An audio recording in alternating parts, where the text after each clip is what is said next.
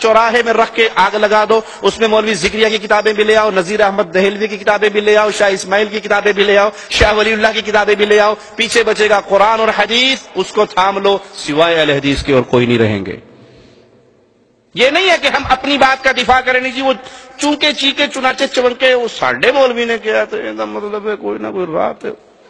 نہیں، جو غلط ہے وہ غلط، میرا کرے تب بھی، آپ کا کرے تب بھی۔ آج کچھ مولوی اٹھ کر دفاع کرتے ہیں اپنے عقیدہ وحدت الوجود کا، قرآن کے ذریعے نہیں، احادیث رسول کے ذریعے نہیں جی، یہی بات تو آپ کے مولوی صوفی عبداللہ نے لکھی، مثال کے طور پہ، انہوں نے لکھی نہیں لکھی، میں مثال دے رہا ہوں، یہی بات شاہ اسماعیل نے صراط مستقیم میں لکھی، یہی بات شاہ ولی اللہ نے انفاس العارفین میں لکھی، یہی بات فلاں نے لکھی۔ بھائی میں نے کہا بھاڑ میں گئے، کبھی آپ نے ہماری زبان سے سنا کہ آپ اپنے رشید احمد گنگوہی کو چھوڑ کر شاہ اسماعیل کو پکڑ لو،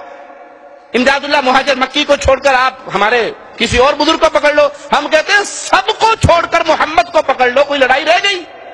صلی اللہ علیہ وسلم۔ سب سے غلطی ہو سکتی ہے، کروڑ بابے بزرگ بھی اکٹھے ہو جائیں